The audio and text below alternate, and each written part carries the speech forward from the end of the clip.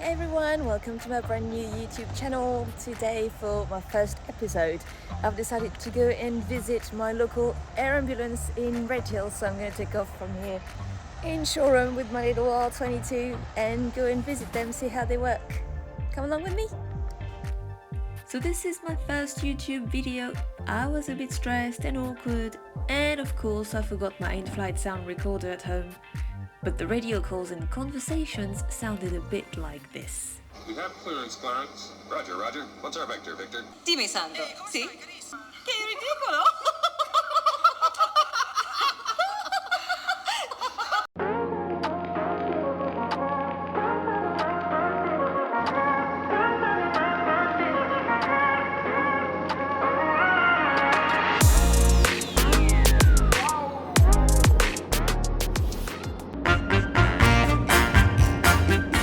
I just landed in Redhill Aerodrome. I'm gonna go and visit the KSS Air Ambulance now.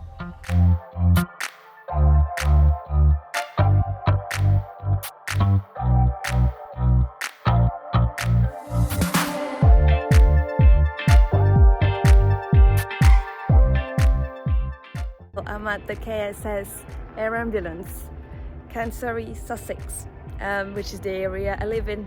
More precisely, for the rest of the world, this area covers the south and southeast of London in the UK.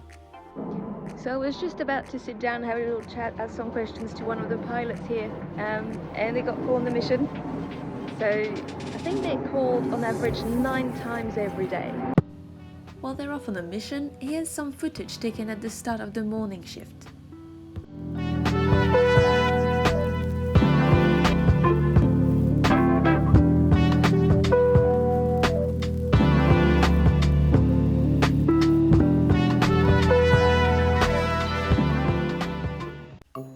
Cian is trying to explain to me how this Apple CarPlay kind of system works. It was 7:30 in the morning, he showed me many things, and I've got to admit, despite what he was saying, it's not like an R22, and I struggled a bit. Controls are the same, collected for up and down, right click for forward, back, left, right, and then your pedals obviously for your yaw control. Yeah, all the same as the 22. Yeah. We'll go back outside, finish the checks.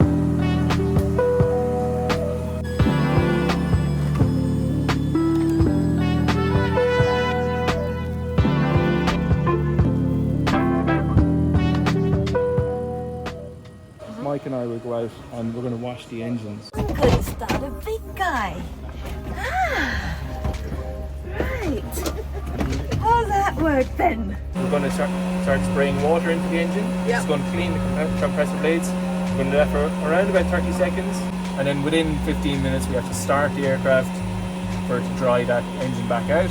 And while we have it started, we're going to do a power check. Power check is very important, as I explained earlier, is to make sure that the engines can provide enough power in the event of the other engine failing.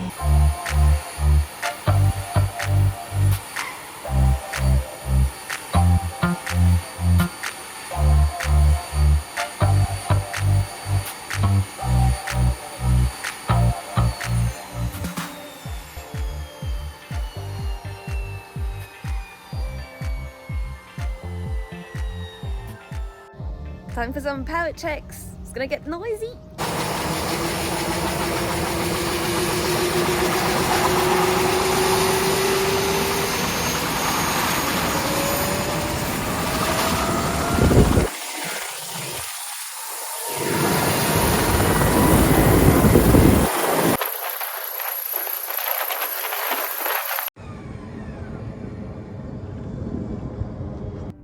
So the main reason why I'm supporting the KSS Air Ambulance and that I wanted to visit them and find out how they worked was because 9 years ago my brother got into a motorbike accident and got rescued by one of them. Well, not exactly one of them, it was in the French Caribbean, so he got rescued by Dragon 971.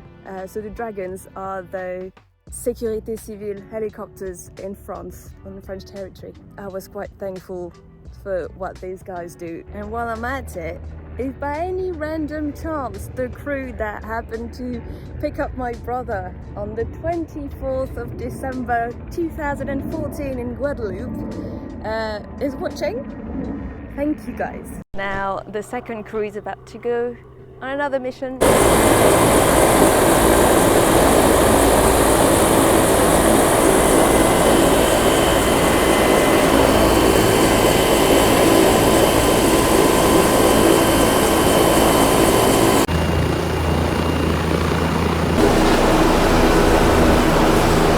Cian and the crew are now back from their mission.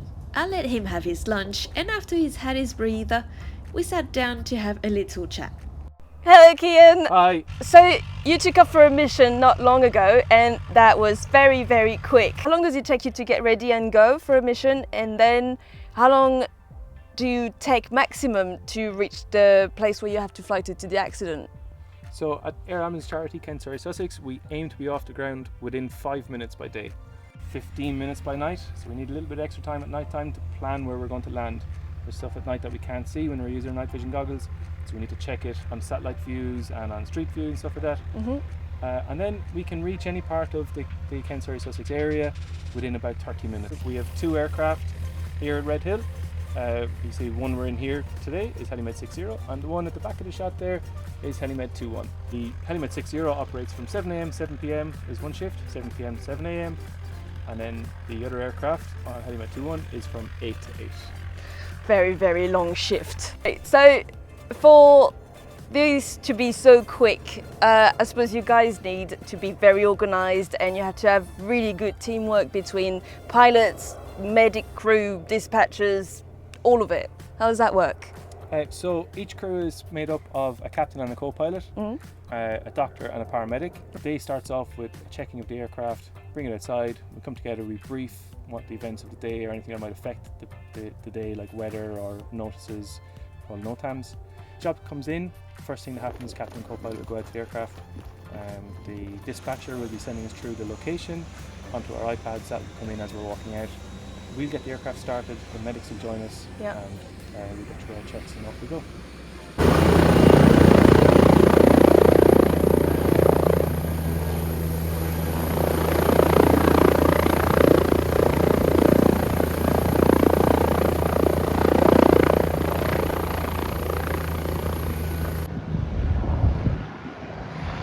There could be days where it's a nice sunny day like this, but there's nobody that needs our services. Which is quite a good thing. But if they do, we're there ready for them. How do you find it to be a HEMS pilot, and why did you go for that career? I love my job, absolutely love my job. It's such a rewarding career. Basically, I wanted to fly helicopters specifically since I was about 4 years old when I saw my first Alouette. I decided that's what I want to do. So you have to figure out a way of making that happen, and once I finished my training, I finished my instrument rating, and a week later I was offered a job here at the KSS. Can you tell us a key moment, a defining moment during your career as a HEMS pilot?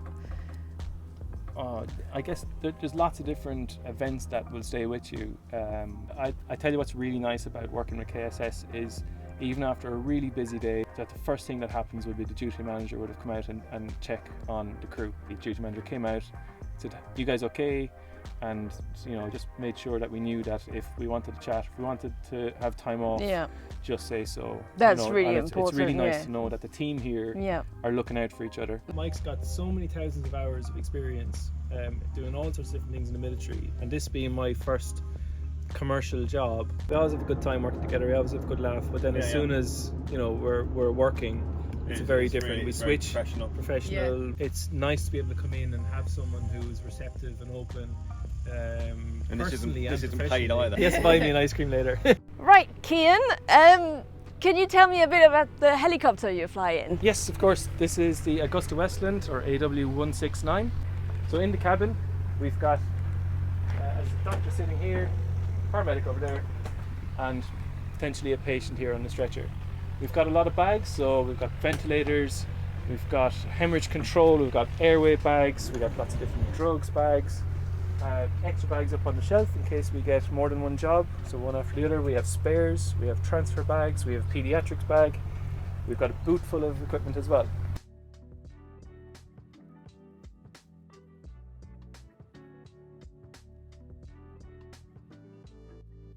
Right, we're now inside the cockpit, Hello again. What more can you tell me about this aircraft? So the AW169, it's a really fantastic aircraft. Lots of safety features. We have 2 engines, so we can, at any point of the flight, if we were to lose one of the engines, we can land safely. The other one has so much power that actually can continue the flight and return back for a safe landing. So, another kind of question. Okay. How much does it cost the charity for, like, you did a mission today? How much is that? So I think the average cost is around about £2,700 per mission. So it works out at 45,000 a day and 16.6 million a year.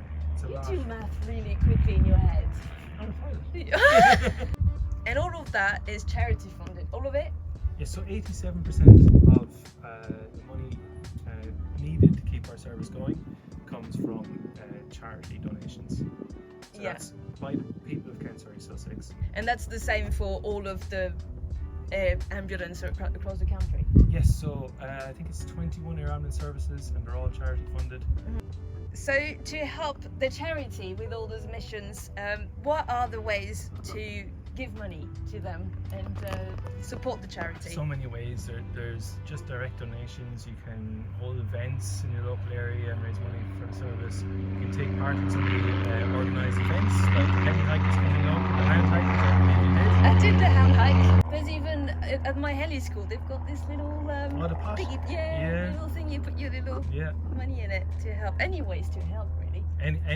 Every single penny counts and goes towards the service and keeping us flying. There you go. So whether you live in Surrey, Sussex, and you help this one, or you live somewhere else, just think about helping your local air ambulance. Tell me about your training. How you went from you trained on Schweitzer and Cabris and R22s.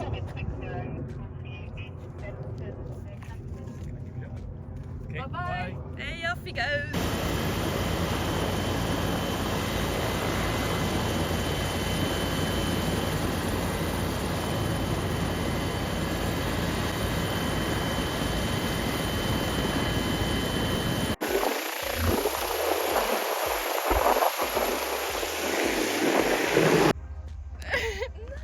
I'm short, but come on. There you are, you kidding me. Thank you, Cian, for answering my questions, my pleasure. for having me here, and thank you for your work every day. Again, my pleasure. Well, thank you guys for watching, and see you on the next one.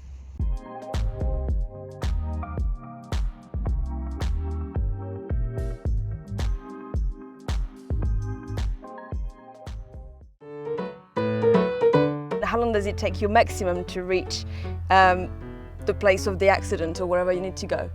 So yeah, we can be off. Can you tell me a bit about the helicopter you work in? Okay, so this is